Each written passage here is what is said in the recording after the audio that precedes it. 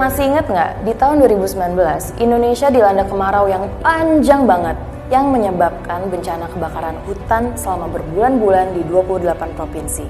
Hutan yang terbakar seluas 857.000 hektar, atau sama dengan 10 kali luasnya Singapura.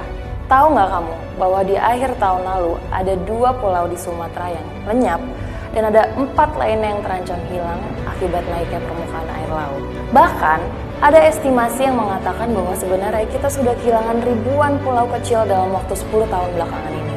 Dan masih ingat kan bencana di awal tahun ini di mana beberapa kota besar di Indonesia seperti Jakarta dan Surabaya dilanda curah hujan yang luar biasa tingginya, sampai menyebabkan banjir parah di mana-mana, bahkan di tempat yang tidak pernah banjir sebelumnya. Di benua Antartika, belahan bumi paling selatan yang identik dengan suhu dinginnya aja sudah mencapai suhu terhangatnya yaitu 20,75 derajat Celcius pada bulan Februari 2020 lalu. Ini adalah rekor baru. Bulan September 2019 lalu, kebakaran hutan di Australia merupakan kebakaran hutan terbesar yang pernah terjadi sepanjang sejarah negara kanguru tersebut, yang menyebabkan banyak sekali spesies terancam punah. Is this our new normal? Ada apa dengan bumi kita? Ini nggak normal. Situasinya udah krisis. Krisis apa? Krisis iklim.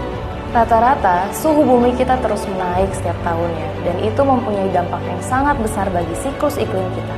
Saat ini, kita sudah berada 1 derajat di atas suhu rata-rata sebelum revolusi industri.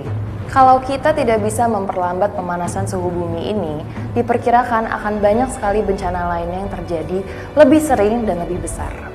Tapi, ini bukan waktunya untuk putus asa. Kita masih bisa membalikan keadaan ini dan membuatnya lebih baik lagi untuk kita semua. Meskipun waktu yang kita miliki tidak banyak, kita hanya punya 10 tahun lagi.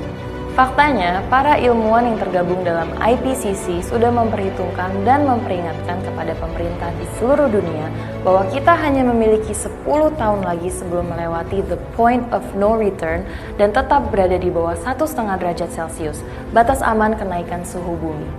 Apabila kita melewati batas aman ini, dampak dari seluruh gangguan iklim yang terjadi akan semakin terasa dalam keseharian kita. Akan semakin banyak orang yang kelaparan, kekurangan air, kehilangan tempat tinggal, dan gak berhenti di situ aja.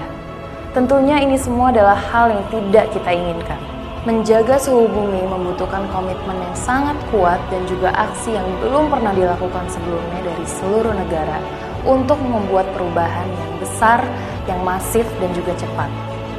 Krisis iklim ini nyata, dampaknya jelas dan sudah bisa kita rasakan. Kondisinya sudah darurat dan akan lebih parah lagi kalau kita tidak berbuat apa-apa. This is about you. This is about me. This is about us. Change needs to happen. Our future is in our hands.